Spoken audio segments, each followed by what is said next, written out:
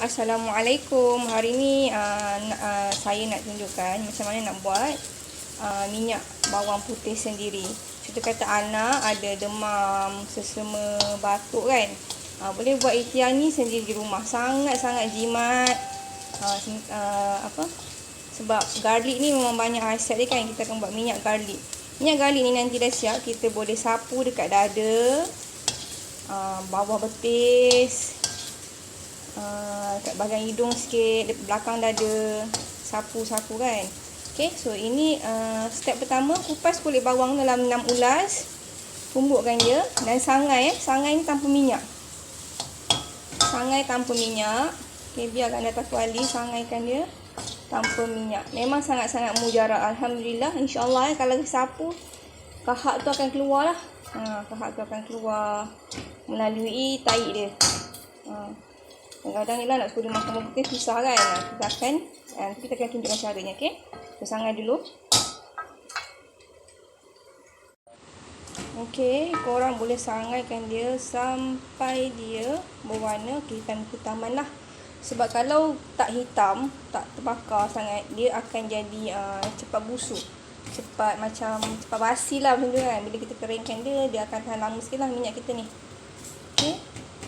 Bagi dia sampai kehitaman sikit. Dia kuatkan api lah. Okey. Bagi kita bakar.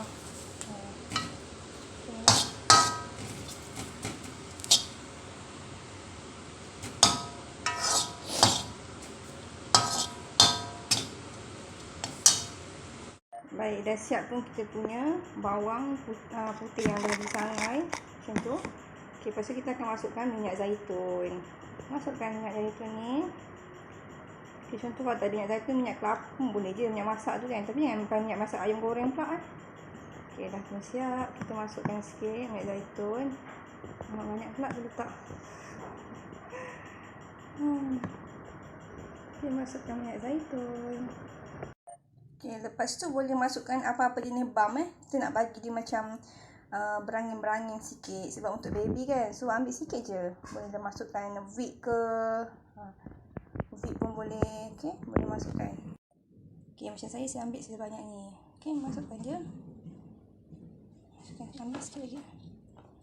Okay, masukkan. Dan kacau. Sawat lah. Allahumma salli ala sayyidina Muhammad. Sallallahu alaihi wasallam tu sawat.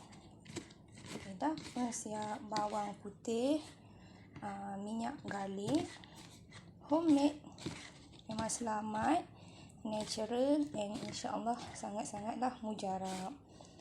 Okay, jom kita sapu dekat anak yang tengah demam tu. Anak saya tiba-tiba tadi dia aircon sejuk sangat kat rumah anak ni dia. Dah demam, tinggi juga suhu dia. So kita akan sapukan minyak ni. So sementara dia macam ni, kita sebab dia sesama batuk kan. Then this is minyak kita yang dah siap. Kita bila letak dalam bekas macam ni, tutupkan je. Macam ni. Okey, selawatlah. Bismillahirrahmanirrahim. Allahumma shalli ala sayyidina Muhammad. So kita gaul-gaulkan macam ni. Bismillahirrahmanirrahim. Angkat. Sebab dia panas kan. Kita sapulah kat belakang dia. Sapukan dekat belakang dia. Bismillahirrahmanirrahim. Sapukan kat belakang dia, urut daripada bawah tolak ke atas. Dia selesa lah sebab dia tak panas. Sebab kita buat sendiri kan. So dia tak ada rasa macam minyak uji ke apa. Rasa macam berangin sangat. Kita sapukan kat belakang dia ni.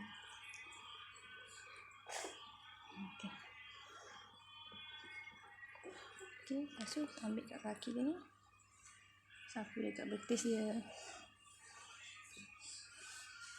Belakang betis ni penting kalau orang demam dia akan sejuk kat sini. Sapukan minyak kaki dia, tapak kaki dia. Tak bagi masuk angin. Kat belakang ni.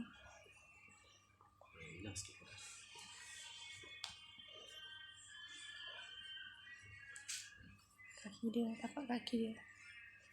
Urut lama sikit kat tapak kaki. Luruskan je. Luruskan sahaja.